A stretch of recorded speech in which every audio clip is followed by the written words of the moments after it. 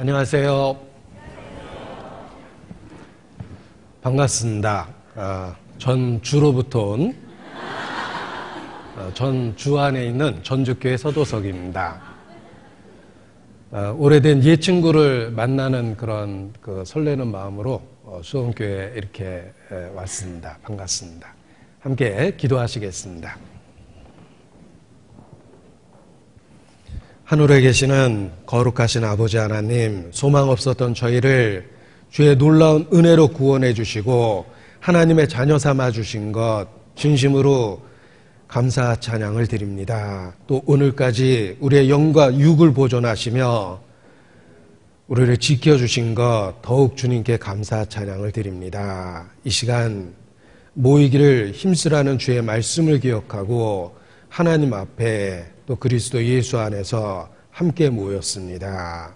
세상 끝날까지 우리와 함께 하시겠다는 약속의 말씀을 붙잡고 더욱 주께 모든 것을 의지하고 주님께 부탁을 드립니다.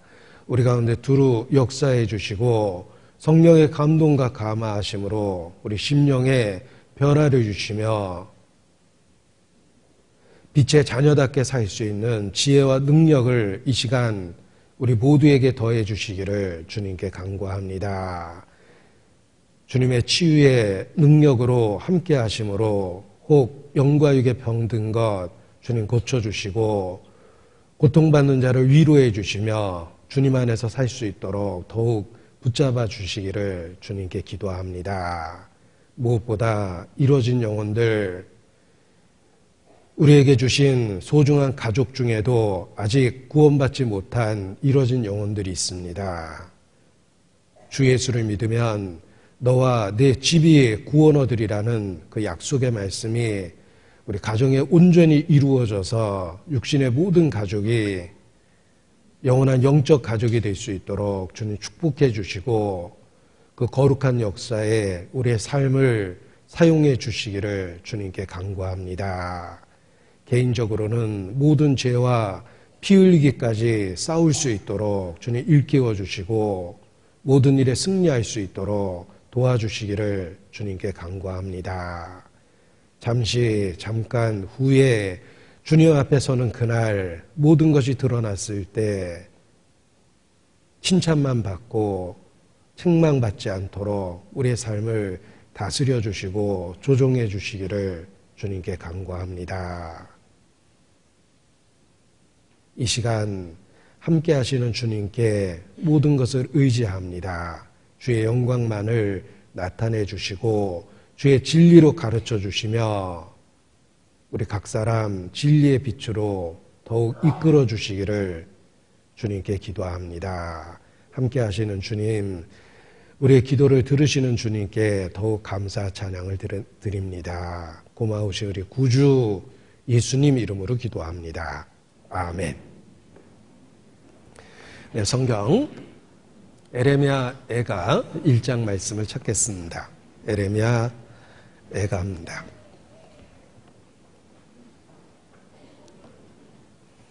에레미야 애가 1장 1143페이지 에레미야 애가 1장 1절 말씀을 제가 읽어드리겠습니다.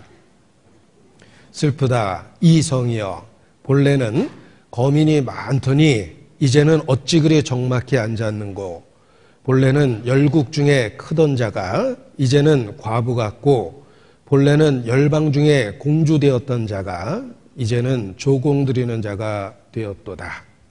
4장 에레미야 애가 5장 보겠습니다. 5장 21절 5장 21절 22절 22절 두 절 말씀은 다 같이 읽겠습니다. 여호와여, 우리를 주께로 돌이키소서. 그리하시면 우리가 주께로 돌아가겠사오니 우리의 나를 다시 새롭게 하사 옛적 같게 하옵소서.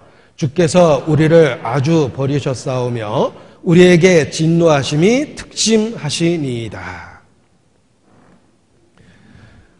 어느 나라 왕이 신하들을 불러서 인류 역사에 대한 책을 하나 써오라고 요청을 했습니다. 이 신하들이 오랜 연구를 통해서 아주 두꺼운 책을 가져왔습니다. 왕이 책이 너무 두꺼우니까 좀 더 요약해서 줄여보라고 이야기를 했습니다. 그래서 좀 더 작은 책으로 요약을 해왔는데 그래도 두꺼우니까 더 알기 쉽게 줄여보라고 요청을 했습니다. 결국 신하들은 단 한 장으로 인류 역사를 요약해왔는데 한 단어가 써 있었답니다. 그 단어는 고난, 이렇게 적혀 있었습니다. 널리 알려진 이야기 중에 하나입니다. 인류 역사는 한마디로 고난의 역사다라는 것입니다. 인류 역사뿐만 아니라 사실 우리 개인의 삶도 한 단어로 줄여보라고 한다면 먼저 떠오르는 단어가 고난이라는 단어일 수밖에 없습니다. 왜냐하면 하나님께서 그렇게 인생을 정하셨기 때문에 그렇습니다. 인생은 고난을 위하여 났으니 불티가 위로 나름 같음이니이다 라고 욥기에도 표현하고 있습니다. 불티가 위로 나르는 것이 자연적인 현상인 것처럼 인생도 살아보면 연속적인 고난이라는 것을 더욱 깨닫게 됩니다. 마치 밀려오는 파도 같다라는 이야기를 합니다. 큰 파도를 맞고 정신이 없는데 더 두려운 것은 그 뒤에 또 다른 파도가 밀려오고 있다는 것입니다. 그리고 계속해서 그 존재하는 한 고난이라는 파도를 이렇게 맞을 수밖에 없는 상황이 인생입니다. 인생은 한마디로 고난을 위하여 났습니다. 세상에는 고난이 있고 슬픔이 있고 우리는 매일의 삶 속에서 크고 작은 고난과 슬픔을 경험하게 됩니다. 이 고난이란 단어를 좀 더 구체적으로 풀어보면 애가서에 표시하고 시편 90편 찾겠습니다. 시편 90편. 모세의 몇 안 되는 기도 중에 하나입니다. 시편 90편 10절입니다.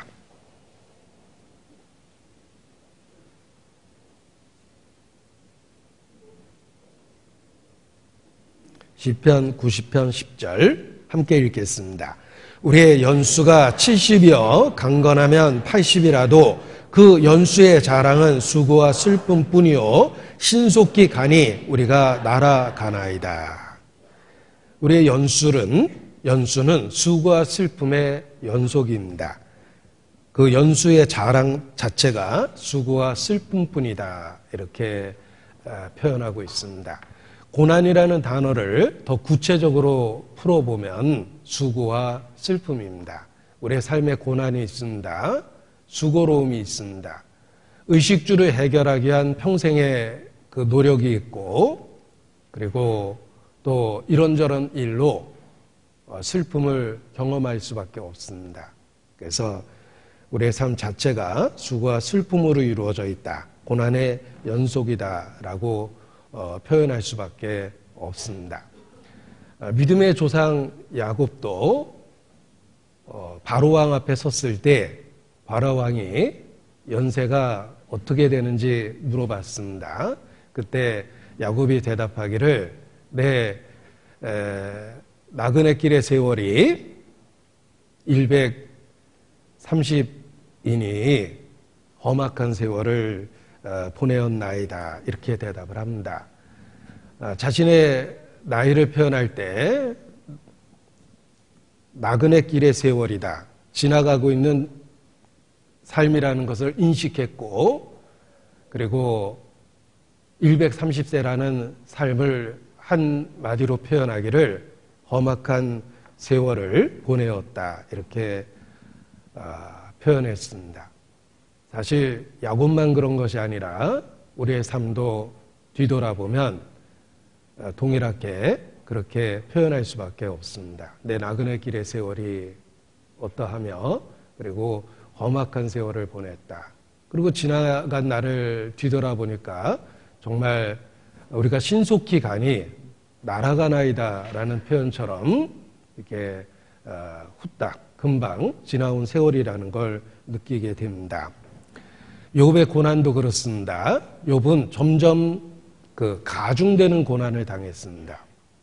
처음에는 재산을 잃어버렸고, 그리고 두 번째는 가족을 잃어버렸고, 세 번째는 자기 몸에 병이 생기고 사람들이 떠나가기 시작하고, 마침내 아내조차도 하나님을 욕하고 죽으라라는 그런 말을 하게 됩니다.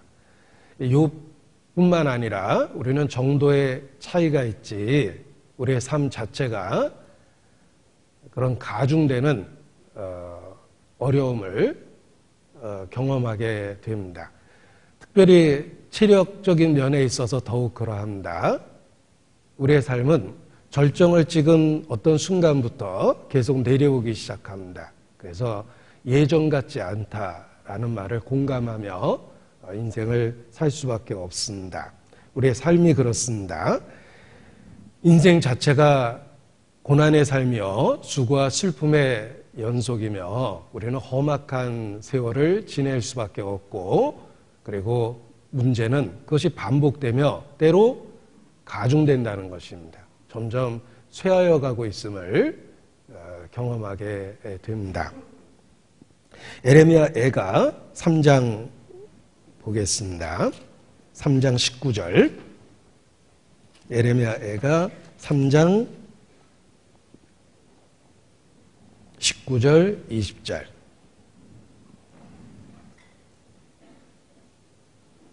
내 고초와 재난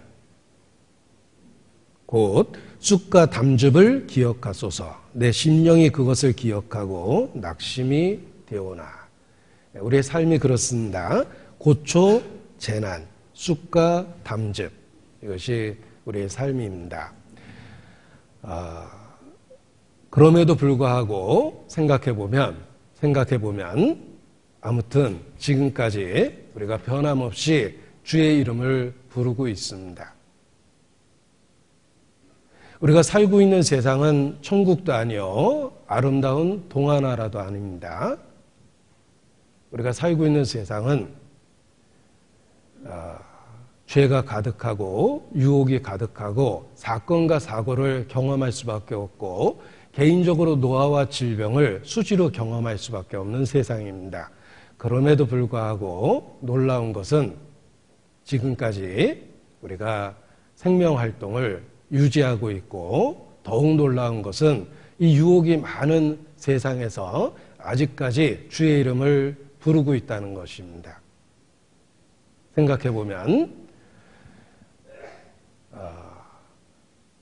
보이지 않지만 주님께서 참으로 함께 하셨고 우리의 영과 육을 보존하고 지키고 있다는 걸 깨닫게 됩니다. 우리는 천국에서 보존되고 있는 것이 아닙니다. 아름다운 이야기로 가득한 동화나라에서 살아가고 있는 것이 아닙니다. 그럼에도 불구하고 분명한 것은 오늘까지 우리의 영과 육을 주님께서 지켜주시고 있다는 것입니다. 그리고 지금 이 순간에도 내가 주의 이름을 변함없이 부르고 있습니다. 주여, 내가 무엇을 바라리요? 나의 소망은 주께 있나이다. 세상이 어두워질 때 우리의 소망은 더 분명해집니다. 대낮에도 별이 있지만 별이 보이지 않다가 캄캄한 어둠이 되면 별이 보이기 시작합니다. 낮에는 전혀 인식을 못했는데 낮에는 태양만 있는 줄 알았습니다. 그런데 한밤중 어두워져 보면 얼마나 많은 별들이 하늘에 가득한지를 비로소 깨닫게 됩니다. 저는 개인적으로 별 보는 걸 좋아합니다. 그래서 별 볼 수 있는 상황과 기회가 있으면 잠을 포기하더라도 별을 보려고 이렇게 시간을 내곤 합니다.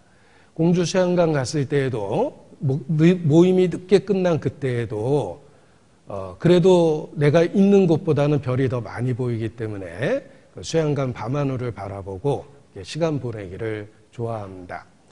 한방 쓰는 목사님은 제가 어디 갔는 줄 알고 이렇게 불안해 하시는데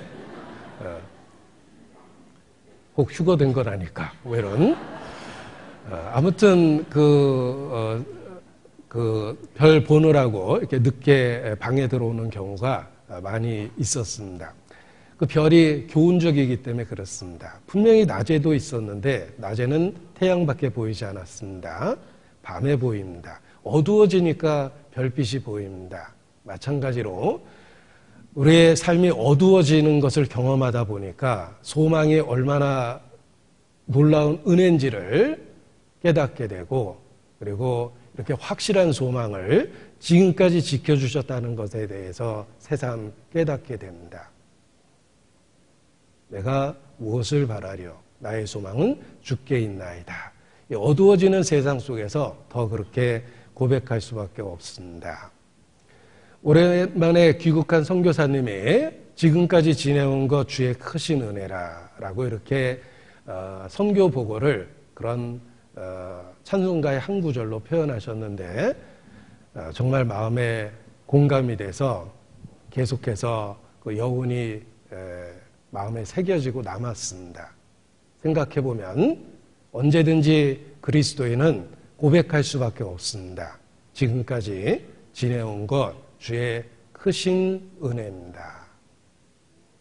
우리는 고난 속에서도 분명한 것은 오늘까지 영육간에 보존되어 있고 주님에 대한 신앙 고백을 변함없이 하고 있다는 것입니다. 그것은 결코 우연이 아니고 내가 노력한 결과도 아니고 보이지 않지만 주님께서 약속하신 것처럼 함께했고 붙잡아준 결과라는 것입니다. 전쟁통에 연약한 아이가 생명을 보존하고 있는 이유는 부모의 보살핌이, 크고 작은 보살핌이 있었기 때문에 전쟁터에서 유약한 아이가 생명을 보존하고 있는 것입니다. 우리가 그렇습니다. 내가 너희를 보냄이 양을 이리떼 가운데 보낸 것 같다. 우리가 이리떼 가운데 있다는 거 아셔야 됩니다. 우리는 영적으로 이리떼 가운데 던져진 연약한 양과 같습니다. 그 양이 보존되어 있는 이유는 목자가, 든든한 목자가 함께하고 지키고 있기 때문입니다. 그래서 고난뿐인 세상, 수고와 슬픔뿐인 세상, 점점 어두워지는 세상, 많은 것을 잃어버리고 있는 세상에서 그래도 밤하늘의 별처럼 더 분명해지는 소망을 느끼고 위로를 받게 됩니다. 특송을 듣고 가사가 마음에 그대로 새겨졌습니다. 내가 여기까지 온 것도 은혜입니다. 주님 감사합니다. 라는 그런 그 찬송의 가사가 듣고 마음에 바로 새겨졌습니다. 내가 여기까지 온 것도 은혜임에 틀림이 없습니다. 내가 너무 미련하고 어리석어서 은혜가 은혜라는 걸 미처 다 깨닫지 못하지만 분명한 것은 우리의 생존 자체가 주의 은혜고 신앙을 지키고 있는 것 자체가 은혜임에 틀림없다는 것입니다. 낮에는 분주하게 움직이고 저녁이 되면 조용해지니까 생각이 많아집니다. 낮에는 일을 주로 주목해서 보게 되고 일을 해야지 사니까, 그러나 어두워지면 저녁에는 일보다는 자기 자신을 보게 됩니다. 그래서 영적으로 많은 교훈을 받곤 합니다. 가을입니다. 굉장히 저는 그 성장기에 가을이라는 계절을 많이 탔습니다. 늘 가을 남자라고 이렇게 불리웠기 때문에 한자로 표현하면 굉장히 좋은 말이라고 그러더라고요. 근데 아무튼 가을을 많이 타는데 계절적으로 이래서 그런지 낙엽만 굴러가도 눈물이. 가을밤 외로운 밤 벌레 우는 밤 초가집 지붕이 어두워질 때 주님 품이 그리워 눈물 나오면 교회 앞에 나와서 말씀 듣지요. 이제 혼자 이렇게 타령도 해봅니다. 가을밤 외로운 밤 벌레 오는 밤, 초가지 지붕이 어두워질 때, 어린 시절에는 엄마 품이 그리웠는데 인생이 어두워지면 정말 주님 품이 그리워 눈물 나올 때가 있습니다. 그러할 때 정말 함께하고 그리고 살아있는 말씀을 듣게 되면 생생한 위로를 받게 됩니다. 전도서 7장 말씀입니다. 전도서 7장.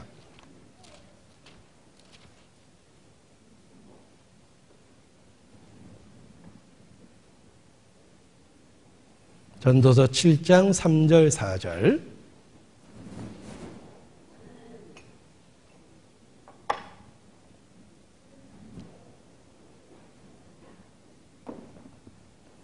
같이 읽겠습니다. 슬픔이 웃음보다 나음은 얼굴에 근심함으로 마음이 좋게 됨이니라. 지혜자의 마음은 초상집에 있으되 우매자의 마음은 연락하는 집에 있느니라. 슬픔이 웃음보다 나음은 얼굴에 근심함으로 마음이 좋게 됨이니라. 단지 슬퍼하는 게 아니라 슬픔을 통해서 하나님이 계획하신 대로 슬픔이 주는 교훈을 마음에 새겨보면 우리의 마음이 더욱 새로워지고 소망이 분명해집니다. 그리고 어리석은 자는 놀고 먹고 즐길 생각으로 가득하지만 지혜자는 죽음을 생각하면서 더 큰 교훈을 받게 됩니다. 요즘에는 이렇게 대화하는 주제를 들어보면 가장 많이 대화하는 주제는 건강. 이 건강에 대한 염려를 많이 하시고 건강에 대한 대화를 많이 하십니다. 그리고 또 주변의 대화를 들어보면 이제 노후 관리에 대한 이야기도 많이 하십니다. 그래서 그 노후에 이제 그 구체적으로 아주 어떻게 해서 큰 이익을 봤다라든지 이렇게 해서 그 준비했다라든지 이런 이야기를 많이 듣게 되는데 사실 노후 관리라고 해보면 우리의 삶의 그 기간을 계산해 보면 그렇게 긴 시간이 아닙니다. 그 짧은 노후를 관리하기 위해서 오랫동안 준비하고 생각하고 실행에 옮기는데 짧은 노후보다는 영원한 사후가 훨씬 더 중요합니다. 그래서 앞으로는 노후 관리에 대해서 대화하지 마시고 사후 관리에 대해서 주로 대화하시는 게 좋겠다라는 생각을 합니다. 지혜자의 마음은 초상집에 있습니다. 제가 그 여권 사진만한 그 사진에다가 초상 치를 때 거는 그 까만 테두리 있죠. 그걸 이렇게 그려서 매직으로 그려서 책상 밑에 딱 놓고 지냈습니다. 그래서 나의 죽음을 생각하면서 교훈을 마음에 새겨보자라는 의미에서 제가 책상 그 유리 밑에 그렇게 사진을 늘 보고 지냈는데 일단 제일 싫어한 건 제 아내입니다. 왜 재수없게 그런 거 해놨냐 이렇게 원색적으로 비난도 했습니다. 그런데 이제 보고 있으면 정말 교훈이 됩니다. 나에게 가장 긴 그 삶은 노후가 아니라 사후다라는 생각을 해보고 죽음을 생각해보면 현재가 달라집니다.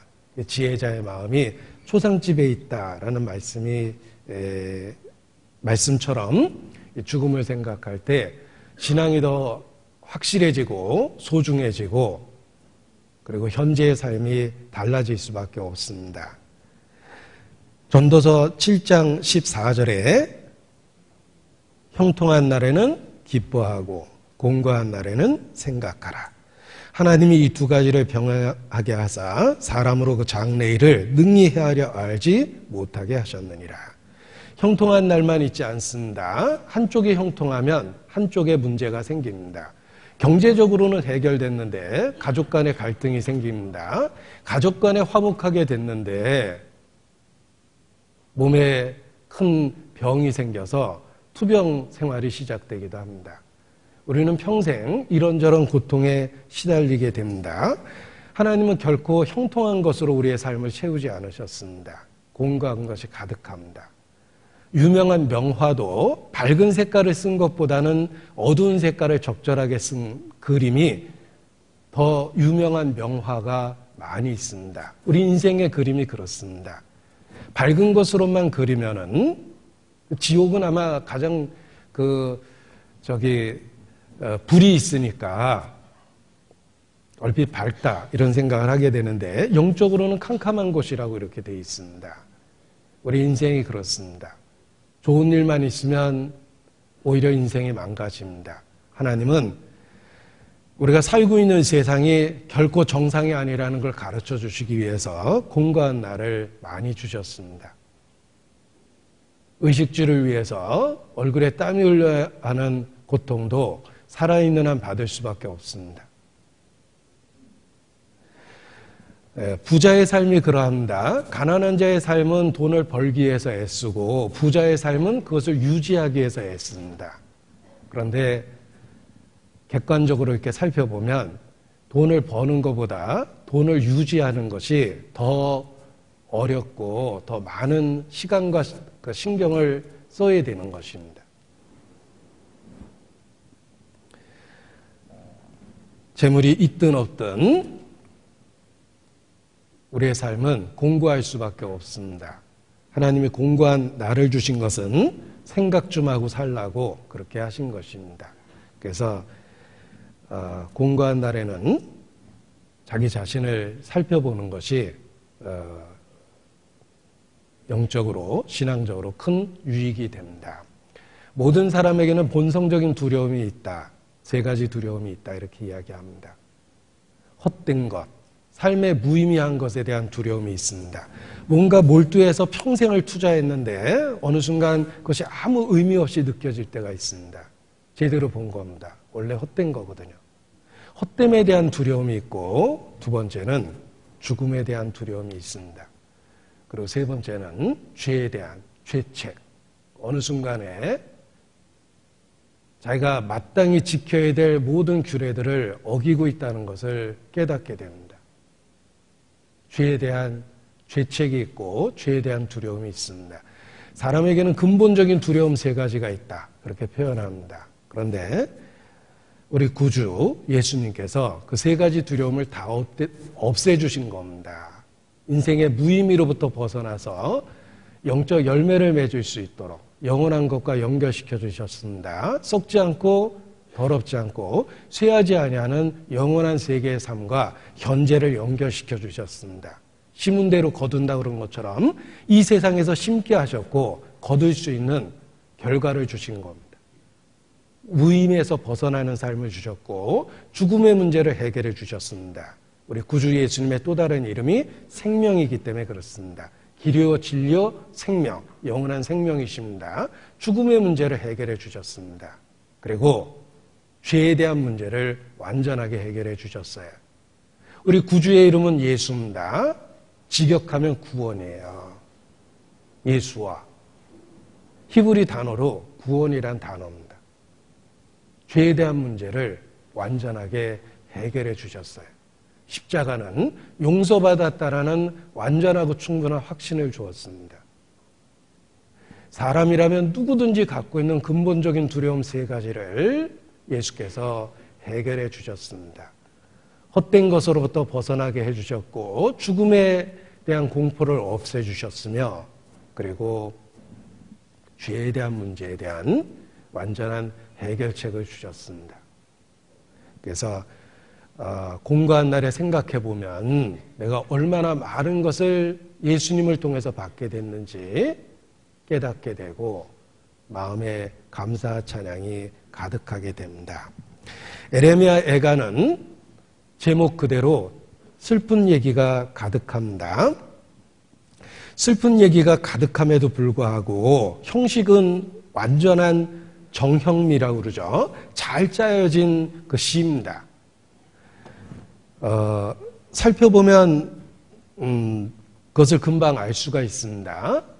1장은 22절까지 있고 2장도 22절까지 있으며 3장은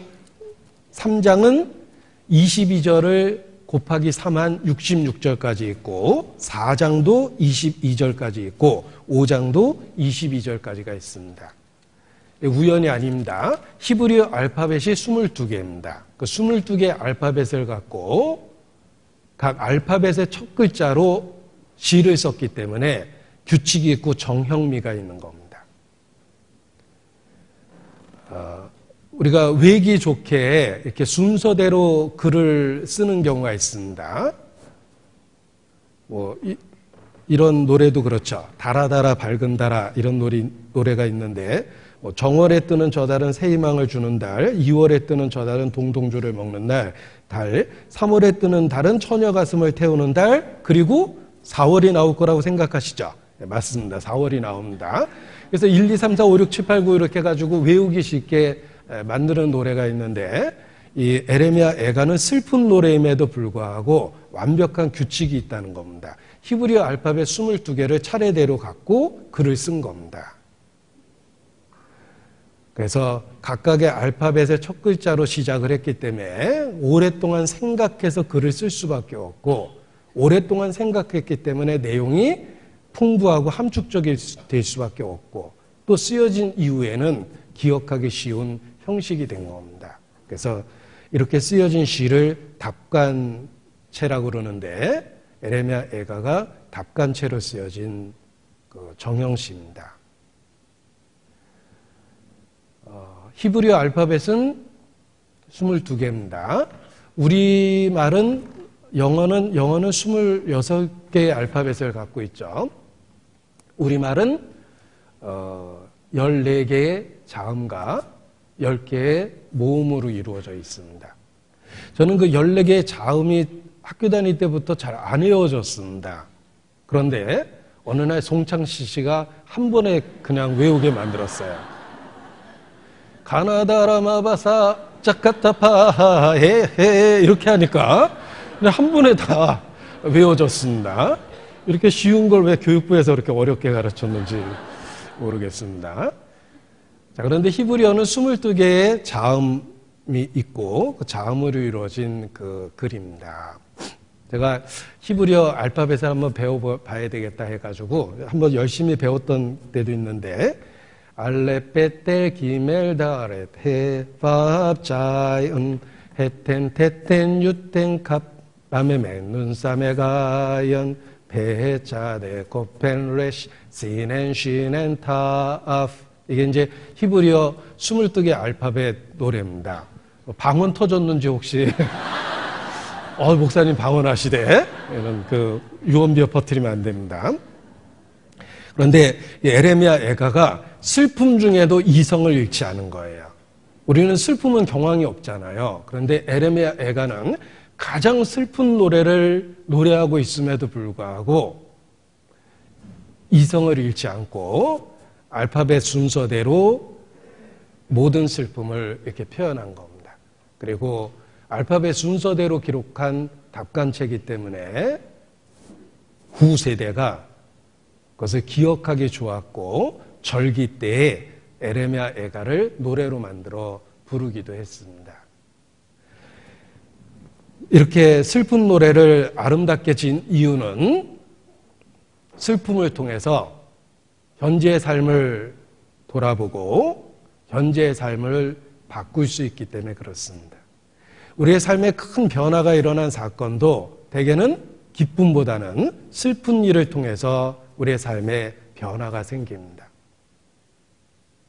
그래서 이 역사적인 큰 사건을 결코 잊어서는 안 된다라는 의미로 슬픈 노래를 형식을 갖고 짜임새 있게 썼다라고 생각합니다. 이 에레미야 애가를 이해하기 위해서는 역사적 상황에 대한 이해가 필요합니다. 이스라엘과 유다의 멸망, 선택받은 민족이 역사 속에서 완전히 사라졌습니다. BC 722년에 먼저 북이스라엘이 망했고 남아있는 남유다, 남은 자라고 자처했던 그들조차도 BC 606년 주권을 바벨론에게 빼앗겼습니다. 식민 상태였습니다. 그래도 예루살렘 도시에서 성전에서 하나님께 예배드리고 소망을 갖고 있었는데 그 예루살렘 성도 함락당하고 그들이 마지막으로 믿고 의지했던 성전조차도 불타게 됩니다. 그것이 BC 586년입니다. 그래서 이스라엘 역사 속에 BC 586년은 결코 잊을 수 없는 치욕적인 날이 됐습니다. 예루살렘 성은 무너졌고 그 중심에 있었던 성전은 함락되고 불탔고 약탈되었기 때문에 그렇습니다. 그들의 마지막 왕 시드기야는 바벨론 앞에 끌려나가 두 아들이 살해되는 것을 자기 눈으로 보게 됩니다. 끌고 와서 목전에서 죽인 거예요. 반역의 대가다.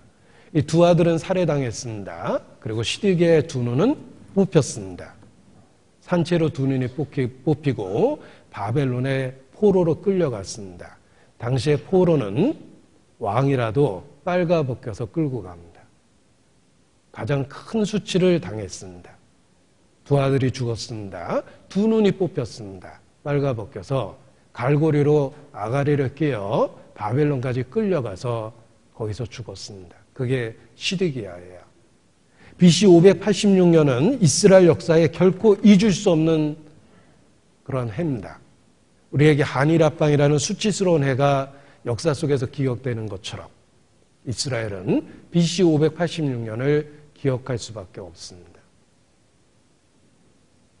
한때 웅장했던 예루살렘, 솔로몬 황금시대를 거쳐서 건설되었던 화려한 성 그리고 성전, 그 모든 것이 바벨론 군대에 의해서 짓밟히고 폐허가 됐습니다. 그 폐허의 한복판에서 에레미야가 슬픈 노래를 만든 겁니다. 그것이 에레미야 애가입니다. 그래서 예루살렘 성에 대한 장례식, 성전, 파괴된 성전에 대한 장례식에서 부른 노래와 같다, 만가와 같다, 이렇게 평을 하는 것입니다. 에레미야 애가는 예루살렘 성의 장례식에 부른 노래와처럼 아주 슬픈 노래일 수밖에 없습니다. 에레미야서를 읽고 에레미야 애가를 읽게 되면 발견하는 진리가 있습니다. 에레미야서에 에레미야는 끊임없이 이스라엘에게 경고합니다. 심판, 하나님의 임박한 심판에 대한 경고를 하고 철없는 이스라엘 백성들은 그 에레미야를 미워하고 구덩이에 던지고 에레미야를 핍박합니다. 그런데 에레미야 애가를 읽어보면 에레미야가 예언한 것처럼 예루살렘의 멸망이 완벽하게 성취돼서 파괴됐다는 걸 보게 됩니다. 자, 에레미야와 애가 그 중앙에 멸망한 예루살렘이라는 실제 역사가 있습니다. 예언이 있고 성취된 사실이 있고 그 사실 앞에서 부른 슬픈 노래입니다. 이것이 에레미야 애가입니다. 그래서 한 구절 한 구절 읽어보면 정말 눈물이 뺨에 흐르고 눈물이 강물이 되는 것처럼 이렇게 표현을 했는데 그런 그 멸망한 예루살렘 앞에서 파괴된 성전 앞에서 인간이 생각해낼 수 있는 모든 언어로 슬픔을 표현하고 있다는 걸 느끼게 됩니다. 이것이 에레미야 애가의 의미입니다. 얼마나 많은 것들을 잃어버렸는지 본문을 통해서 한번 보겠습니다. 애가 1장 1절입니다. 슬프다. 이성이여. 본래는, 이제는 이런 표현이 있는데 본래는 거민이 많더니 이제는 어찌 그리 적막히 앉았는고. 본래는 열국 중에 크던 자가 이제는 과부 같고 본래는 열방 중에 공주되었던 자가 이제는 조공드리는 자가 되었도다.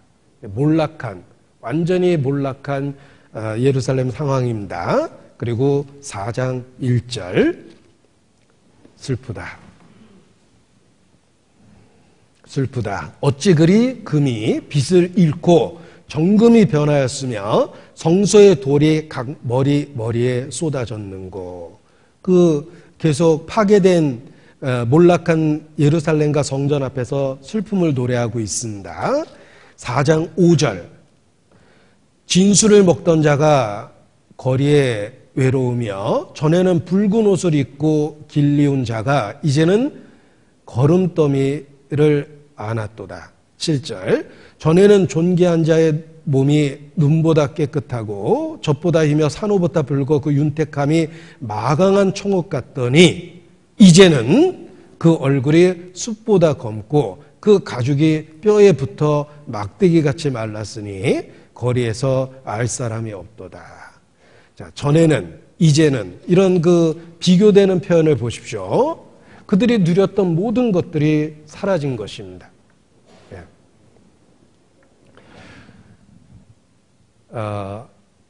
우리도 이제 부분 이런 경험을 하게 됩니다. 예를 들면 굉장히 오랜 투병 끝에 임종을 눈앞에 둔 분을 이렇게 신방을 갔는데 한때 좋았던 시절의 사진을 이렇게 보여주는 경우가 있습니다. 현재 죽음을 눈앞에 두고 이렇게 초췌한 모습하고 전성기 때의 아름다웠던 모습을 이렇게 같이 보게 되면은 정말 마음에 충격 같은 교훈을 받게 됩니다. 전에는 이랬는데 이제는 이러하죠. 우리도 가끔 옛날 사진 보면 똑같은 그런 생각이 들 때가 있습니다.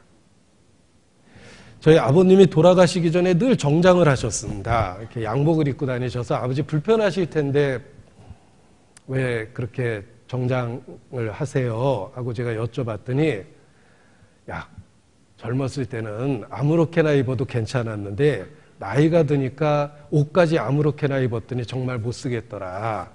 몸이 추리해지니까 옷이라도 제대로 입어야 되겠다. 이렇게 생각해서 항상 정장을 입으셨어요. 아버지 돌아가신 뒤에 그 말이 늘 기억이 납니다. 그리고 저희 어머니 사진도 제가 가끔 젊었을 때 사진을 보게 되는데 그 모습하고 임종할 때 마지막 모습, 아버지의 전성기 시대의 사진하고 임종할 때의 그 모습하고 이렇게 사진을 보게 되면 인생에 대한 많은 생각을 할 수밖에 없습니다. 제가 대학교 같은 학번 친구들이 있습니다. 친구들이 많았는데 제가 작년에 우리 딸이 결혼했는데 한 명도 안 왔습니다. 안 놀랬습니다. 안 올 줄 알았거든요. 왜냐하면 제가 연락을 끊은 지 이제 너무 오래됐기 때문에 틀림없이 아이들이 안 올 거라는 걸 알았어요. 그런데 그 학창 시절에 함께했던 친구들에 대한 기억 때문에 제가 밴드의 이름이 있고 아이들이 올리는 사진을 이렇게 가끔 보게 됩니다. 한참 젊었던 대학 시절에 같이 했던 친구들, 그 친구들을 이제 지금 이렇게 밴드로 이렇게 보게 되면 처음 밴드에서 아이들을 봤을 때는 이렇게 형님 같은 느낌이 들었고 지금 이렇게 사진을 보니까 제 아버지 또래 같은 사진들만 있어요. 그래서 제가 다소 충격을 받고 제 사진을 보니까 제 사진도 얼마 전에 사진은 우리 형 같은 사진이 보였고 지금은 제 사진을 제가 찍어놓고 보면 우리 아버지가 자꾸 그 안에 들어있어요. 내가 생각하는 제 모습은 이 모습이 아니거든요. 저한테도 리즈 시절이 있었어요. 상상이 잘 안 되시겠지만. 그런데 어느 날 저도 사진을 찍어놓고 보면 언젠가부터 우리 아버지 모습이 그 사진에 자꾸 보이는 거예요. 내가 기억하고 있는 우리 아버지 모습이 결국 내 모습이 돼버린 겁니다. 전과 후에 우리는 변화를 겪을 수밖에 없습니다. 특히 이제 투병하다 보면 급격한 그런 신체의 변화를 겪을 수밖에 없잖아요.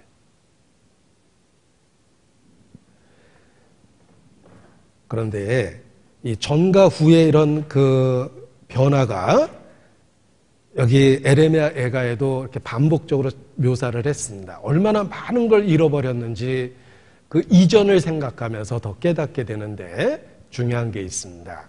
왜 그들이 누리던 모든 것들을 잃어버렸을까? 정치적 상황이 아닙니다. 그들이 누리던 모든 걸 잃어버린 이유는 한마디로 죄의 결과입니다. 죄 때문에 그들이 누렸던 모든 것들을 잃어버린 겁니다. 1장 5절입니다.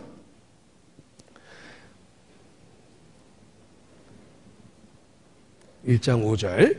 저의 대적이 머리가 되고 저의 원수가 형통함은 저희 죄가 많음으로 여호와께서 공곡케 하셨습니다. 어린 자녀들이 대적에게 사로잡혔도다. 이스라엘은 패망의 원인을 국제적인 정세와 정치적인 상황으로 분석을 했을 겁니다. 아닙니다. 더 근본적인 원인이 있는데 하나님하고의 관계가 잘못됐기 때문입니다. 죄가 전에 누렸던 걸 못 누리게 된 원인이라고 말씀하십니다. 1장 8절. 1장 8절. 예루살렘에 크게 범죄함으로 불결한 자같이 되니 그들이 누리던 모든 걸 잃어버린 이유는 한마디로 죄 때문에 크게 범죄했다. 하나님 앞에 불결한 자처럼 됐다. 그 원인이 죄에 있다라고 이렇게 말씀하십니다. 그런데 그 죄가 아주 심각했습니다. 왜냐하면 역사 속의 죄악의 도성 하면 소돔 고모라인데 이스라엘의 죄가 그보다 더 중하다 이렇게 표현하셨습니다. 그냥 보통 사람이 짓는 수준의 죄가 아니고 역사 속에 나온 소돔 고모라보다 더 중한 죄를 짓고 있었습니다. 그러니까 누리던 모든 것을 빼앗길 수밖에 없게 된 겁니다. 애가 4장 6절입니다. 애가 4장 6절.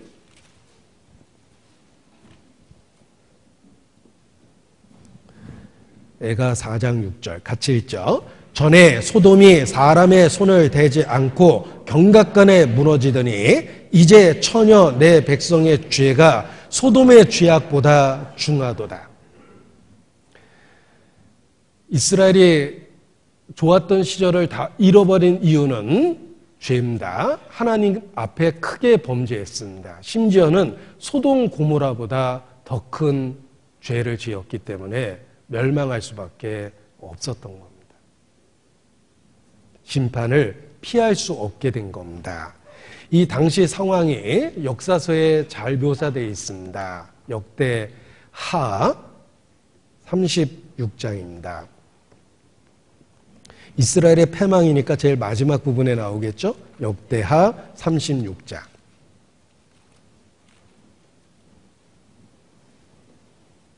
12절.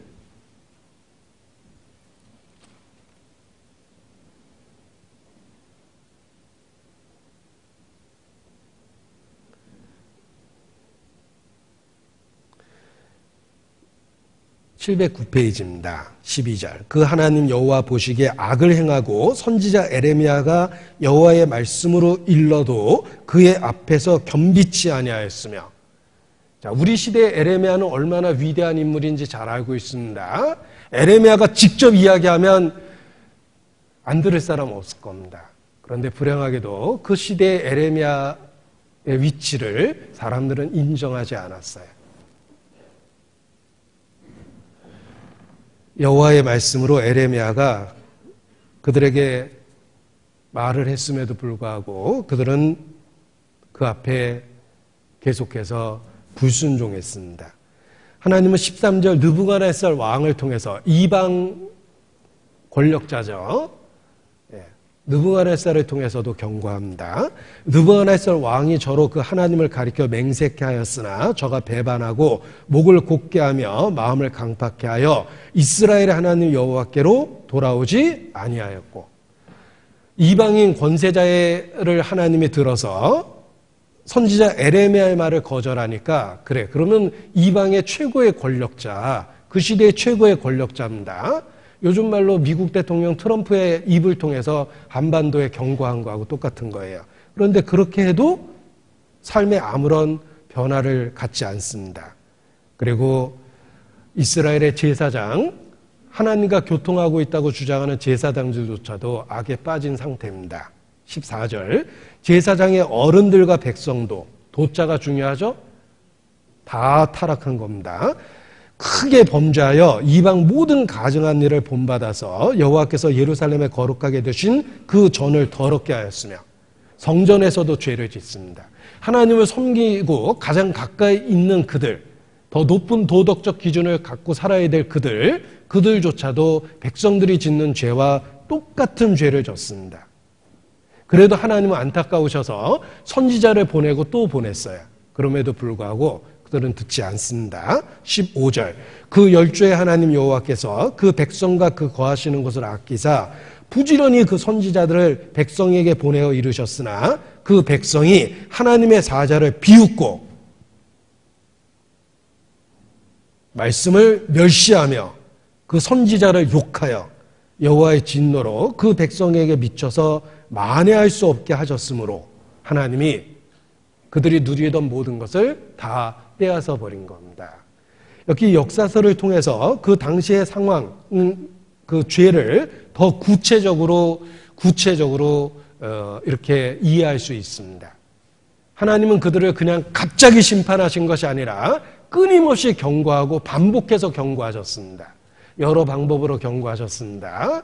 그야말로 대선지자 에레미야를 통해서도 경고하시고 안 들으니까 그 당시에 최고의 권력자, 실권자 느부갓네살 왕을 통해서도 경고하시고 그럼에도 불구하고 그들은 듣지 않았습니다. 심지어는 구별되어 있어야 될 제사장들조차도 똑같이 죄를 짓고 선지자를 조롱하고 하나님 앞에 심판을 돌이킬 수 없게 한 겁니다. 여호와의 진노로 그 백성에게 미쳐서 만회할 수 없게 하였으므로 심판 받을 수밖에 없었죠. 그들이 누리고 있는 모든 것을 빼앗길 수밖에 없었던 것입니다. 당시에 그들은 모든 것을 잃어버렸습니다. 예루살렘 성이 무너지고 그들이 소중하게 여기던 성전은 불타고 약탈당했습니다. 그 폐허 앞에서 슬픈 노래를 부르고 있습니다. 선지자 에레미야는 그 원인이 죄에 있다. 너희가 끝까지 돌이키지 않았던 그 죄에 있다라고 분명하게 원인을 밝히고 있습니다. 원인을 분명하게 알아야지만 현재 잘못된 것에서 돌이킬 수 있는 마음이 생기기 때문에 그렇습니다. 에레미야 애가 3장입니다. 에레미야 애가 3장 40절 41절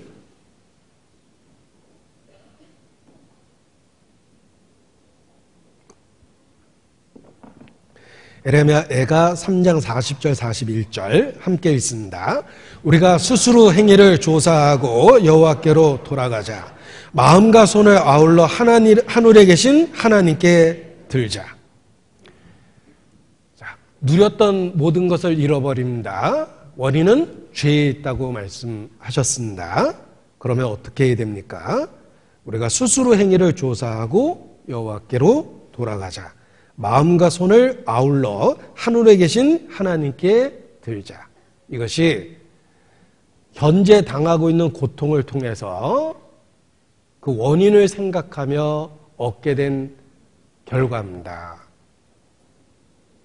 우리의 삶에 주어지는 고난, 수고와 슬픔, 사건과 사고는 자신을 살펴보게 만들며 그리고 하나님께 돌이킬 수 있는 마음을, 계기를 만들어주는 것입니다. 우리가 스스로 행위를 조사하고 여호와께로 돌아가자. 마음과 손을 아울러 하늘에 계신 하나님께 들자. 그 끔찍한 폐허, 완전히 폐허가 된 예루살렘 상태는 그들의 죄가 얼마나 심각했고 하나님의 반복되는 경고를 얼마나 오랫동안 거절했는지를 보여주는 것입니다. 그리고 자신을 돌아보고 하나님께 돌아가야 됩니다. 욥은 애매히 고난을 당한 것처럼 보입니다. 그러나 욥기 마지막 부분에 읽어보면 욥은 제 가운데 앉아 회개합니다.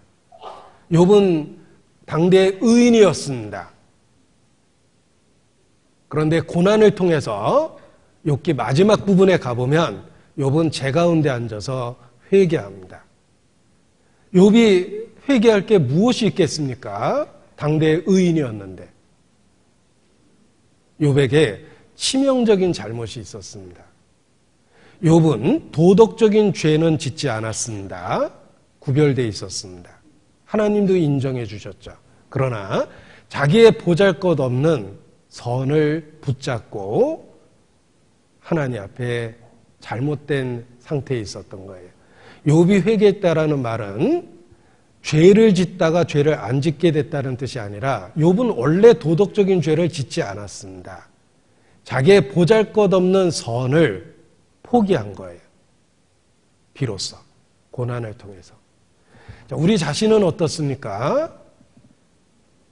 우리는 어떤 어려움 앞에 내가 무슨 잘못이 있을까라는 생각을 하고 도덕적인 죄를 짓지 않았다는 것만 분석하고 죄가 없다라고 생각을 하곤 합니다. 정말 그렇습니까? 그렇지 않습니다. 우리가 완전하신 하나님 앞에서 자신을 살펴보면 우리에게 치명적인 잘못된 뭔가가 있습니다. 저 자신도 그렇습니다. 저는 목사입니다. 직업이 목사니까 큰 죄를 지을 환경도 없고 상황도 없고 유혹도 별로 없습니다. 그런데 무엇이 문제입니까? 저 자신을 생각해 봤습니다. 저는 정말 개인적으로 큰 은혜를 받았다고 생각합니다. 바울은 크고 위대한 인물이지만 바울에게 준 은혜와 내가 받은 은혜를 비교하면 내게 주신 은혜가 작다라는 생각은 안 해봤습니다. 왜냐하면 나는 내가 얼마나 심각한 상태에서 구원을 받았는지 잘 알기 때문에 그렇습니다. 그런데 내가 받은 은혜를 생각해 보면 이렇게 살면 안 되는 겁니다.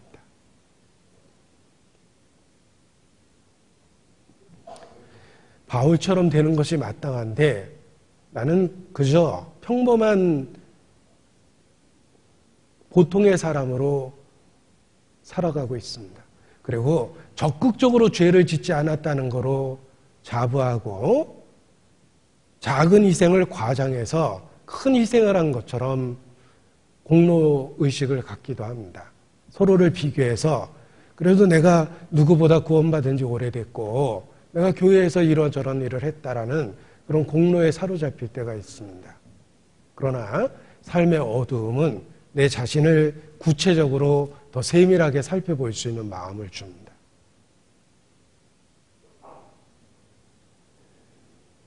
도덕적인, 적극적인 죄를 짓지 않아서 내가 완전한 게 결코 아닙니다. 받은 은혜를 기억해 보십시오. 그 은혜 앞에 우리가 마땅히 해야 될 반응을 생각해 보면 우리는 여전히 하나님 앞에 정말 짐승같이 우매무지한 존재입니다. 은혜도 제대로 알지 못하고 은혜에 대한 반응조차도 제대로 못합니다. 주여 나를 불쌍히 여기소서. 내가 진토임을 기억하소서. 내가 주 앞에 이와 같이 우매무지하여 짐승이오나 메뚜기 같은 이이다. 지렁이 같은 이이다. 야곱 같은 너 지렁이 같은 너 야곱아라는 표현이 있는데 어느 순간에 하나님이 나를 부르고 있다는 생각이 들었습니다. 우리의 삶의 어두움은 우리의 부족함을 드러내줍니다. 마땅히 하나님 앞에 내가 어떤 목표로 살아야 될지 잊어버렸던 목표를 분명하게 일깨워줍니다. 마음을 다하고 목숨을 다하고 뜻을 다하고 성품을 다하여 라고 요구하신 것은 결코 무리된 요구가 아니에요. 내게 주신 은혜를 기억하면 그렇게 반응하는 것이 마땅합니다. 그런데 다하여라는 말을 붙잡고 생각해 보면 나는 부분적인 희생과 헌신과 수고만을 하고 있습니다.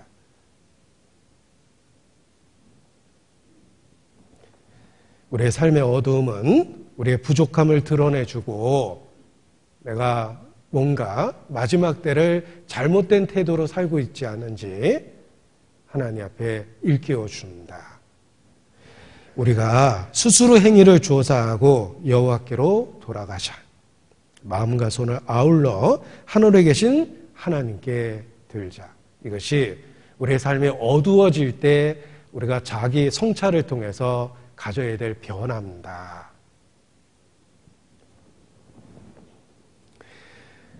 에레미야 애가 1장 12절입니다.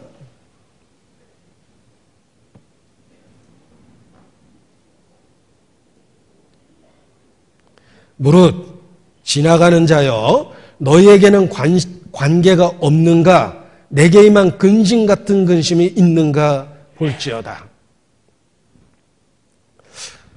저는 에레미야 애가를 역사적인 상황에서 그냥 읽고 공부했습니다. 역사를 배우고 상황을 이해하고 본문을 분석하고 그냥 읽었습니다. 그런데 읽다 보니까 무릇 지나가는 자여 너희에게는 관계가 없는가? 내게만 근심 같은 근심이 있는가 볼지어다. 이 말씀이 바로 역사가 나에게 지금 이 순간 나에게 해주고 있는 교훈이라는 걸 깨닫게 됐습니다. 나단 선지자가 범죄한 다윗을 찾아왔습니다. 이런 사람이 있는데 이런 나쁜 사람이 있는데 어떡할까요? 아니 그런 나쁜 놈이 다 있냐? 다윗은 이야기를 듣고 분노합니다. 나단 선지자가 그 범죄한 다윗에게 딱 한마디 하니까 왕이 꼬꾸라졌어요. 당신이 그 사람이라. You are the man. 당신이 그 사람이라. 그 나쁜 이야기 속에 등장하는 그 사람이 당신이 우리아의 아내에게 똑같은 짓을 했습니다. 당신이 그 사람이라. 다윗은 그 한마디의 왕이지만 나단 선지자 앞에 무너졌어요. 하나님 앞에 무너진 거죠. 그리고 얼마나 통회했습니까? 에레미야 애가가 그렇습니다. 역사입니까? 흘러간 이야기입니까? 이론입니까? 지식입니까? 아닙니다. 지나가는 자야. 우리를 부르고 계십니다. 너희에게는 관계가 없는가? 내게만 근심 같은 근심이 있는가 볼지어다. 이 역사는 크고 작은 차이만 있지 우리의 삶에 그대로 반복됩니다. 우리의 삶의 어두운 것들, 우리가 겪고 있는 슬픔, 사건, 사고를 통해서 자기를 살펴봐야 됩니다. 그리고 하나님 앞에 잘못된 것이 있다면 돌이키고 버릴 것이 있다면 버려야 됩니다. 애가 3장 39절입니다.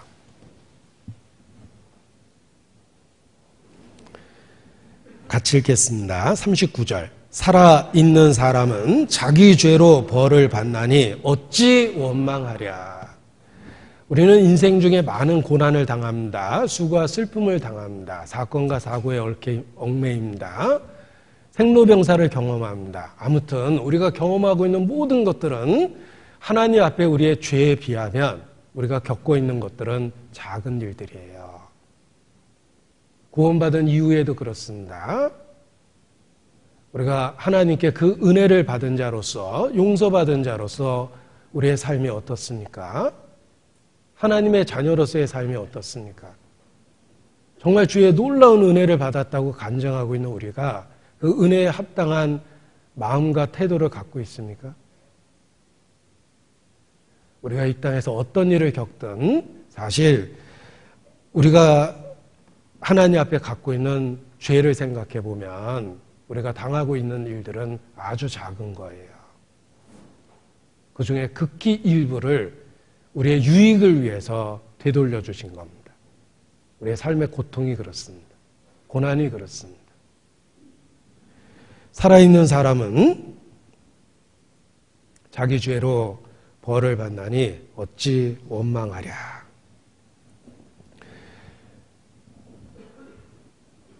이 애가는 완전히 몰락한 그 폐허된 예루살렘 성터에서 그 슬픔을 노래한 것입니다.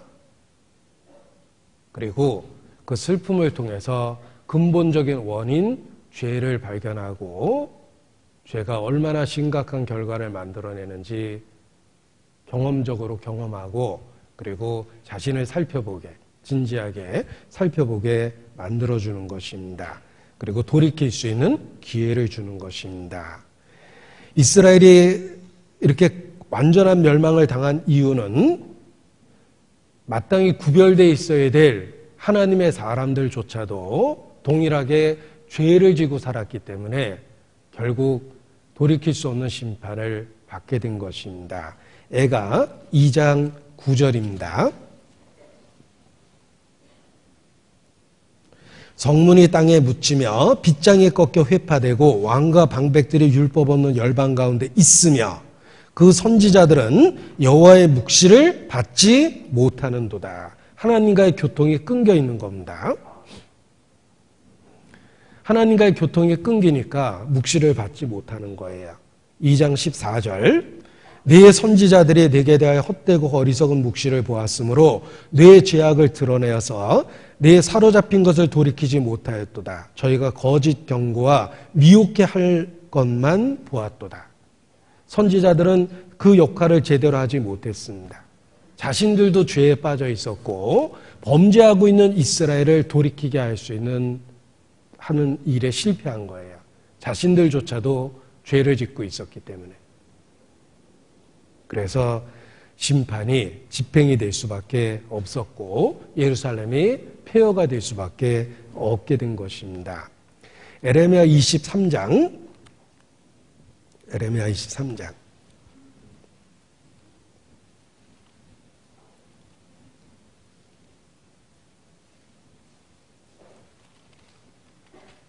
14절 에레미야 23장 14절 내가 예루살렘 선지자들 중에도 가증한 일이 있음을 보았나니 그들은 간음을 행하며 행악자의 손을 굳게 하여 사람으로 그 악에서 돌이킴이 없게 하였은즉 그들은 다 내 앞에서 소돔 사람과 다름이 없고 그 거민은 고모라 사람과 다름이 없느니라. 이래서 멸망한 겁니다. 자, 백성들 사이에 죄가 들어왔습니다. 소돔과 고모라 수준이 돼버렸어요. 그런데 더 심각한 것은 예루살렘 선지자들 중에도 가증한 일이 있음을 보았다. 마땅히 구별되어 있어야 될 하나님의 사람들조차도 백성들과 똑같은 죄를 짓고 있는 겁니다. 그리고 그들이 갖고 있는 직분은 동일한 죄라 하더라도 더 큰 징벌을 받게 되는 거예요. 예로부터 성과 속이 뒤섞이면 정말 마지막 때라고 이야기합니다. 구별되어 있어야 될 사람들조차도 구별되지 못하면 소돔 고모라가 의인 10명이 없어서 멸망한 것처럼 우리 시대도 멸망할 수밖에 없습니다.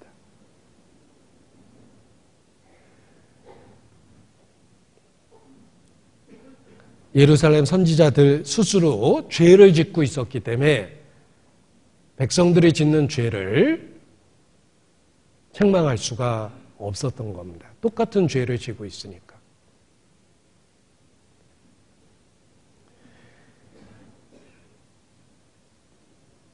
하나님 앞에 나오면 하나님은 빛이십니다. 의롭고 거룩하십니다. 하나님의 임재는 천사들의 화창, 큰 소리로 외치는 소리와 함께 시작합니다. 거룩하다, 거룩하다, 거룩하다.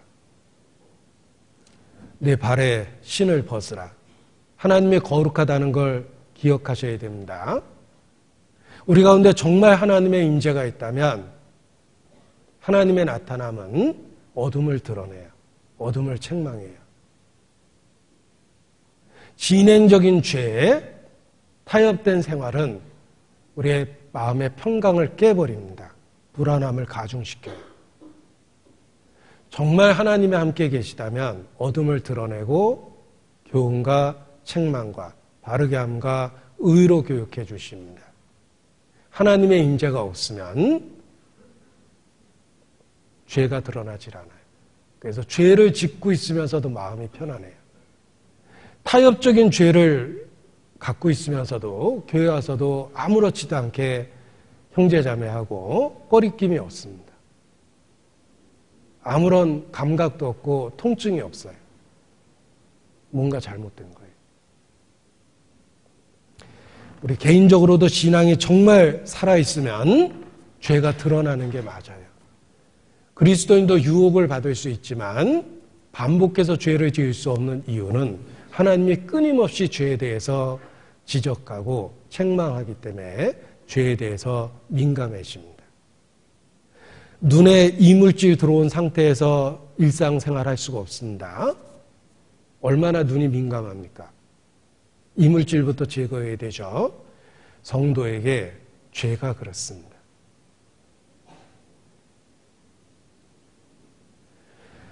하나님 앞에 자백할 수밖에 없어요. 우리 죄를 고백할 수밖에 없고 그리고 돌이킬 수밖에 없습니다. 그런데 예루살렘 선지자들도 동일한 죄를 지니까 백성들의 죄를 지적해낼 수가 없고 드러내게 할 수가 없었습니다. 같은 어둠에 속했기 때문에. 우리 시대에 살아있는 교회는 죄를 드러냅니다. 진행적인 죄를 불편하게 합니다.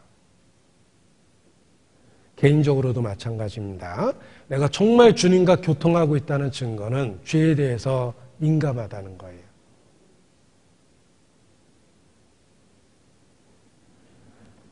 내가 구원받기 전, 예수님 믿기 전 하나님과 아무 상관없이 살았던 시절에는 죄에 대해서 그렇게 민감하지 않았어요. 스스로에 대한 자부심만 가득했습니다. 난 좋은 사람이고 나는 열심히 인생을 살았고 남한테 해꾸지 안 하려고 평생 노력했고 원망 들을 만한 일 없이 하려고 그렇게 평생 노력해서 살았는데 자기에 대한 자부심만 가득했습니다. 그런데 정말 성령께서 내 마음을 비춰주신 이후에 어둠이 드러나기 시작했고 스쳐가는 어둠도 어둠이라는 걸 확실하게 볼 수 있었어요. 그래서 죄에 대해서 아주 민감하게 됐고 그것이 죄에 대한 저항력을 줬고 죄를 거절할 수 있는 결단과 용기를 만들어내는 것입니다. 타협할 수 없는 분명한 진리가 있습니다. 하나님은 의롭고 거룩하십니다. 그에게는 어둠이 조금도 없으십니다. 우리가 십자가를 통해서 만난 하나님이십니다. 자기 아들을 산채로 십자가에 못 박은 그 하나님은 죄를 절대 용납 안 하십니다. 의롭고 거룩하시며 완전하신 분이에요. 에레미야 애가는 하나님의 거룩함에 대한 선포가 가득합니다. 완전한 폐허가 된 예루살렘, 불탄 성전을 보십시오. 그 슬픔 중에 원인은 죄라고 그랬죠. 죄라는 원인을 생각해 보십시오. 정말 하나님은 의롭고 거룩하세요. 자신의 성전조차도 죄가 들어오면 용납지 않으셨어요. 이 에레미야 애가 슬픔 중에 가득한 메시지는 하나님은 의로우시다라는 메시지입니다. 에레미야 애가 1장 18절입니다.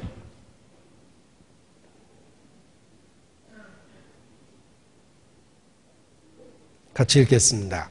여호와는 의로우시도다. 내가 여호와의 명령을 거역하였도다. 너희 모든 백성들아 내 말을 듣고 내 근심을 볼지어다. 나의 처녀와 소년들이 사로잡혀 갔도다. 현재의 끔찍한 상황이 주는 메시지가 있습니다. 그들의 죄가 얼마나 하나님 앞에 심각했는가. 그들이 얼마나 오랫동안 하나님의 돌이키라는 메시지를 거절했는가를 보여줍니다. 그리고 하나님은 의로우시다라는 절대적인 진리를 선포하고 있는 겁니다. 폐허가 된 예루살렘이 하나님은 의로우시다라고 선포하고 있습니다. 사로잡힌 시드기야의 비참한 모습이 하나님은 의로우시다라는 메시지를 선포하고 있습니다. 불타고 있는 성전을 보십시오. 얼마나 참혹합니까? 하나님은 의로우시다라는 메시지가 분명하게 선포되고 있는 것입니다. 비참한 상황에서 볼 수 있는 메시지는 하나님은 의롭고 거룩하다라는 것입니다. 그래서 죄를 발견하게 해줍니다. 죄를 발견하고 죄를 인정한다면 하나님께 돌이키는 것이 필요합니다. 우리가 스스로의 행위를 조사하고 여호와께로 돌아가자. 그 비참함은 죄를 발견하게 해주고 그리고 하나님께 돌이킬 수 있는 계기가 되는 것입니다.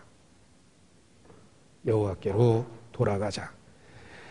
자, 그런데 이 비참한 현실은 하나님의 의로움을 선포하고 돌아가자라는 메시지는 하나님의 긍휼과 자비에 대한 성품을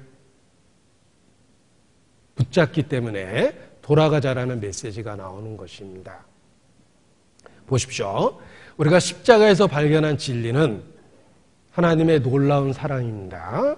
하나님이 세상을 이처럼 사랑하사 독생자를 주셨습니다. 자기 아들을 아끼지 않고 내어주셨습니다. 그런데 십자가에 이면이 있습니다. 왜 끔찍한 죽음을 통해서 우리를 구원하실까? 하나님은 의로우시다. 결코 타협될 수 없는 성경의 진리입니다. 십자가는 이중의 진리를 선포하고 있습니다. 하나님은 의로우시다. 하나님은 사랑이시다. 에레미야 애가도 마찬가지입니다. 끔찍한 폐허는 하나님은 의로우시다. 우리가 여호와께로 돌아가자. 하나님은 사랑이시다. 이 구약 성경은 일관성 있게 하나님의 성품을 우리에게 계시하고 있다는 것입니다. 에레미야 애가 3장 21절입니다. 3장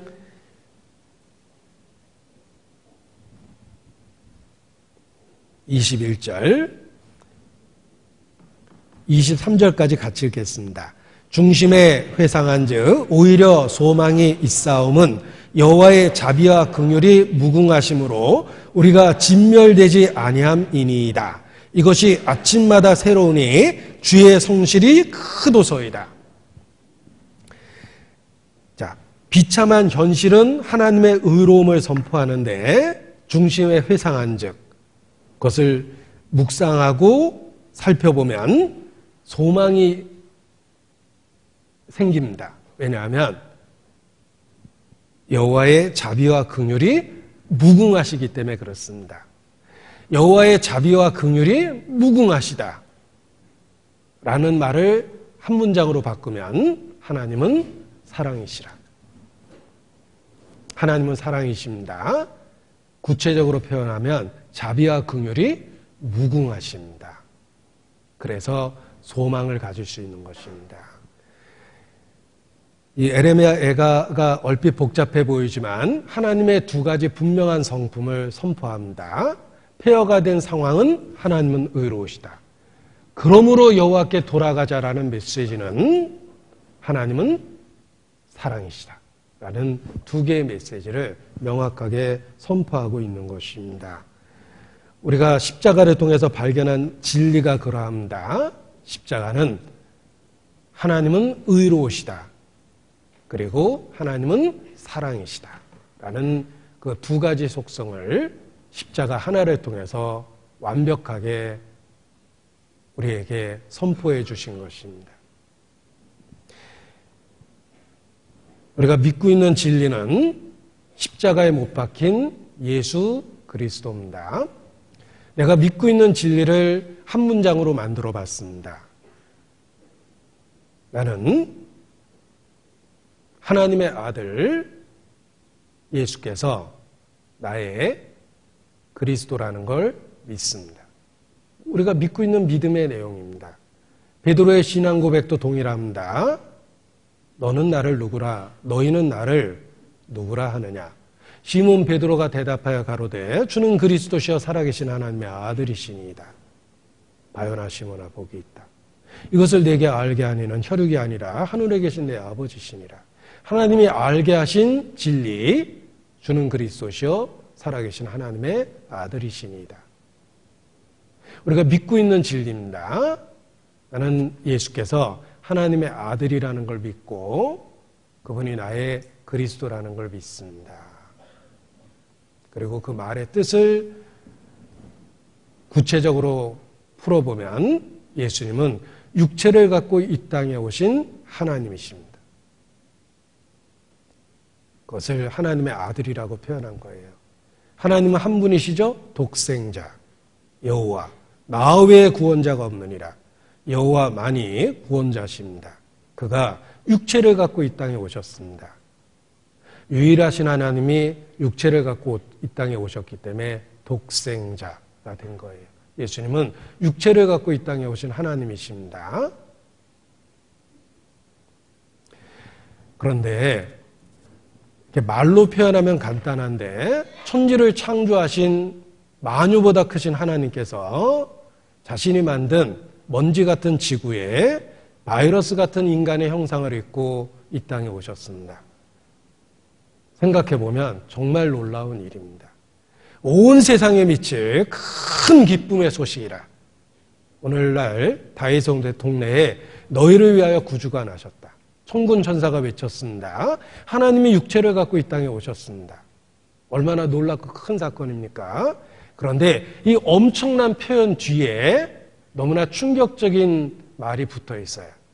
하나님이 육체를 갖고 이 땅에 오셨습니다. 그런데 그분이 십자가에 죽었어요. 이 엄청난 메시지와 뒤에 죽었다라는 메시지가 너무 초라하지 않습니까? 그런데 그것이 진리예요. 그것이 십자가를 통해서 우리가 보게 된 진리입니다. 하나님이 사람이 되셔서 이 엄청난 메시지입니다. 그런데 죽었어요. 우리가 믿고 있는 진리의 핵심입니다. 중요한 건 내 죄를 위해서 죽으셨어요. 인자에 온 것은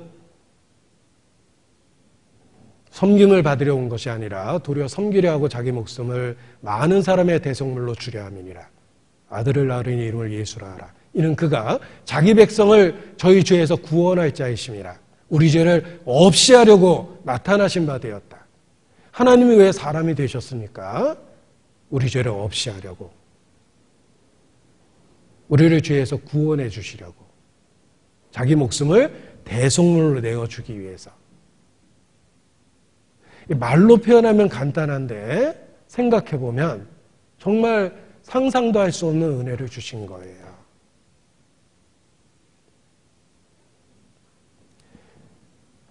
우리가 믿고 있는 진리, 십자가에 못 박힌 예수 그리스도를 생각해 보십시오. 그 끔찍한 죽음은 폐허가 된 예루살렘처럼 절망적이고 슬픈 노래를 만들어냅니다.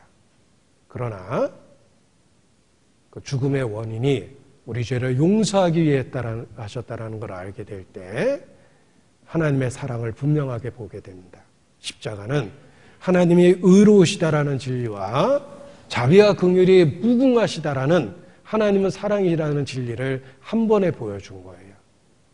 그리고 우리에게, 믿는 우리에게 완전한 답이 됐어요. 더 이상 흔들릴 이유가 없어요. 하나님이 사람이 되셔서 나를 위해서 죽으셨다면 더 이상 흔들릴 이유가 없습니다. 완전한 답이 된 거예요. 그래서 초대교회는 작은 지식을 갖고도 순교를 했어요. 하나님이 사람이 돼서 우리를 위해서 죽었다고 그러는데 더 이상 무엇이 필요한가? 그들은 완전한 답을 얻었어요. 그리고 순교도 불사했어요. 기꺼이 모든 것을 버렸어요. 우리도 마찬가지입니다. 우리는 십자가를 통해서 하나님의 완벽한 두 가지 성품이 조화롭게 성취되는 걸 본 겁니다. 이 에레미야 애가는 폐허가 된 예루살렘에서 슬픈 노래를 부르고 있지만 믿음의 선지자입니다.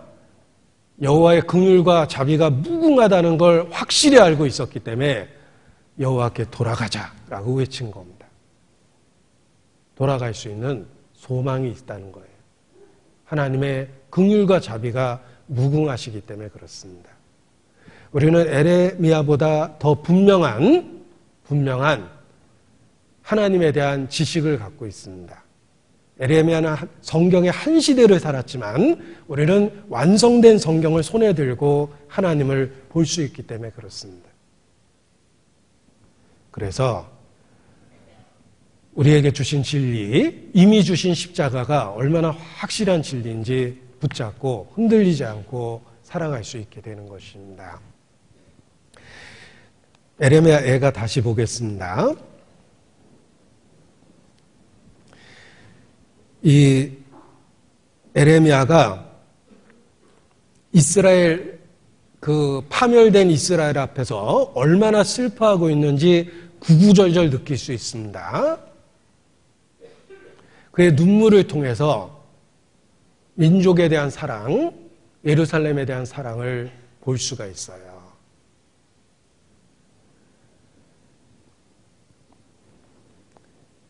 그 사랑이 이스라엘에 대한 임박한 심판에 대한 경고로 나타난 거예요.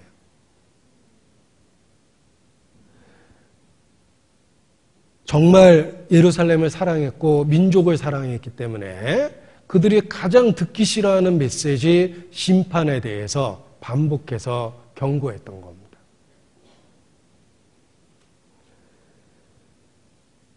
이스라엘이 치명적인 죄를 짓지 않을 수 있는 사실 방법이 있었습니다. 그 방법이 뭐냐면 1장 9절입니다. 1장 9절 저의 더러움이 그 치마에 있으나 결국을 생각지 아니함이며 그들의 죄가 온몸에 가득한데 그 죄를 지은 이유가 무엇이냐면 결국을 생각지 않았어요. 유혹과 범죄, 현재만 본 겁니다. 그들이 그 결국을 생각했더라면 현재 받는 유혹에 대해서 거절할 수 있었을 겁니다. 그런데 불행하게도 그들은 죄를 가까이 붙잡았고 그 범죄의 결국을 생각지 않았기 때문에 치명적인 죄를 반복해서 졌고 심판에 대해서 책망하는 것을 싫어했던 겁니다. 우리가 매일의 유혹 속에서 죄를 짓지 않을 수 있는 비결이 있습니다. 죄의 결과를 생각하는 거예요.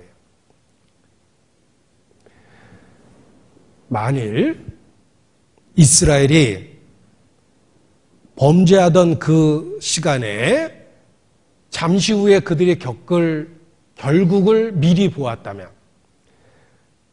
함락되는 예루살렘 그리고 폐허가 된 성전, 불타고 있는 성전, 사로잡혀가는 자녀, 욕을 당하는 부녀들 그 끔찍한 상황을 미리 볼 수 있었다면 그들은 유혹받는 그 순간에 죄를 멈췄을 겁니다. 그런데 결국을 생각지 않았기 때문에 동일한 죄를 돌이키지 않고 반복해서 진 것입니다. 자, 믿음이 무엇입니까? 믿음은 바라는 것들의 실상이요 보지 못하는 것들의 증거입니다. 믿음은 장차 다가오고 있는 심판을 보는 거예요. 노아는 믿음이 있었어요. 비가 오지 않았던 시절에 하나님의 말씀을 통해서 홍수를 확실히 미리 믿음으로 봤기 때문에 방주가 완성될 때까지 방주를 지을 수 있었던 거예요. 사람들의 비웃음과 조롱 속에서도. 믿음은 결국을 볼 수 있는 게 믿음입니다. 대적자가 있습니다. 믿음을 갖고 그의 결국을 보십시오. 울부짖는 그의 모습을 보게 되고 한없이 후회하는 그의 모습을 보게 됩니다. 그래서 대적하는 현재의 모습보다는 안타까움이 마음에 생기는 겁니다. 성도는 믿음을 갖고 있는 사람입니다. 믿음은 장래일을 사실로 보는 사람들이에요. 우리는 임박한 심판에 대한 메시지를 갖고 있습니다. 결국을 오늘 봐야 돼요. 결과를 오늘 봐야 돼요. 그래야지만 삶이 달라져요. 오늘 은밀하고 달콤한 유혹을 받습니까? 주님 앞에 서서 공개되는 그날을 믿음으로 미리 봐야 돼요. 그러면 단호하게 유혹에 대해서 거절할 수 있습니다. 그 믿음이 있는 사람이에요. 그들은 결국을 생각지 않았기 때문에 죄를 반복해서 짓고 그리고 돌이킬 수 없는 심판을 받게 된 것입니다. 에레미야는 믿음의 사람입니다. 심판을 확실히 미리 봤어요. 그래서 조롱당하고 위협당해도 심판에 대한 메시지를 멈추지 않았던 겁니다. 그리고 에레미야가 얼마나 많은 눈물로 그들의 고통을 슬퍼하고 있는지 보십시오. 그들을 가장 중심으로 사랑했던 선지자는 에레미야 자신이었어요. 그들이 가장 싫어했던 에레미야, 그 에레미야가 사실은 그들을 가장 사랑했던 진정한 선지자였습니다. 저는 이 에레미야 애가의 많은 슬픔의 이야기를 보고 에레미야는 이스라엘을 책망할 자격이 있었다.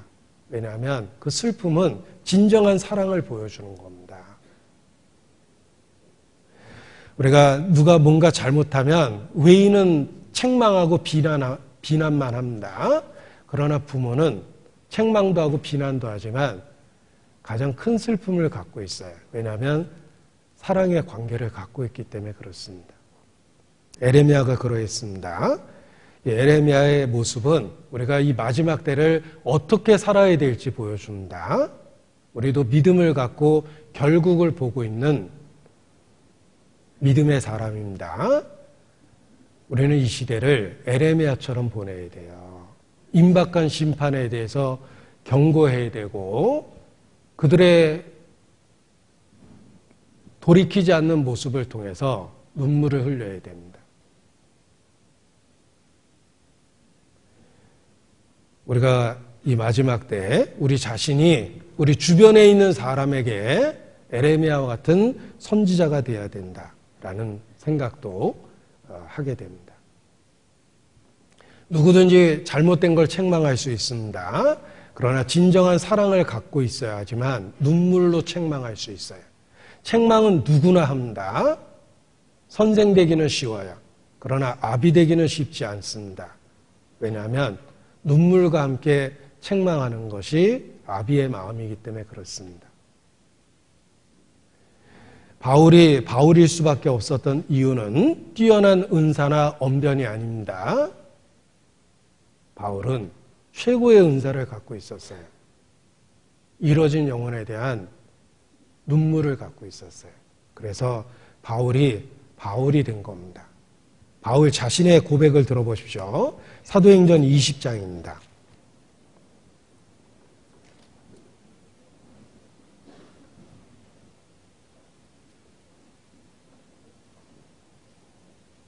(18절) 중간 부분부터 제가 읽겠습니다. 첫날부터 지금까지 내가 항상 너희 가운데서 어떻게 한 것을 너희도 아는 바니 곧 모든 겸손과 눈물이며 유대인의 관계를 인하여 당한 시험을 참고 주를 섬긴 것과.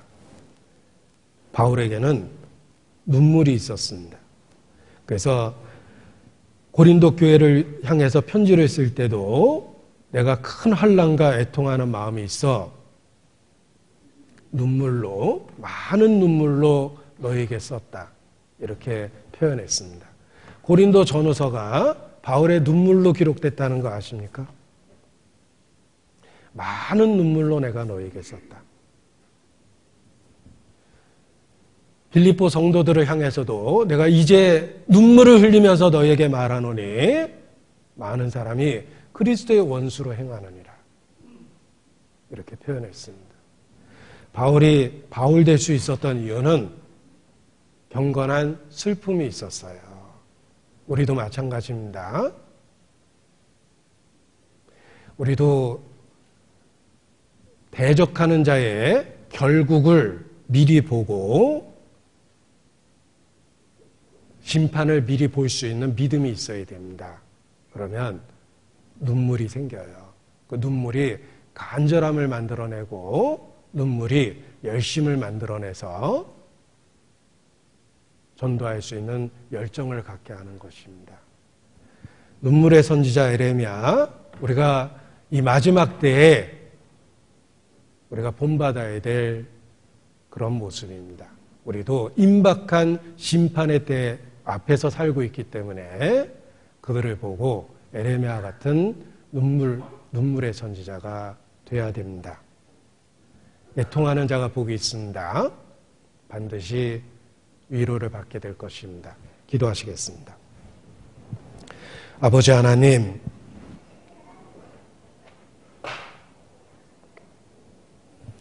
주님 앞에 서는 그날, 주님 만나는 그날, 영광만으로 주님 만날 수 있도록 우리의 모든 삶을 다스려 주시고, 이 세상의 어둠에 대하여 슬픔을 갖고 열정을 갖고 살아갈 수 있도록 일깨워 주시기를 주님께 간구합니다. 우리의 신앙이 말과 혀에만 있지 아니하고 우리의 삶의 행위로 나타나며 열정으로 표현될 수 있도록 또 주관해 주시기를 주님께 부탁을 드립니다. 우리의 초라함과 어리석음을 고백하고 오직 때마다 일마다 새롭게 하시는 주의 능력과 은혜만 사모하고 의지합니다. 성령께서 늘 붙잡아 주시고 우리를 빛의 자녀로 이 마지막 이 세상에 나타내 주시옵소서. 주께 의지합니다. 고마우신 예수님 이름으로 기도합니다. 아멘. 네, 찬송 91장을 하시겠습니다.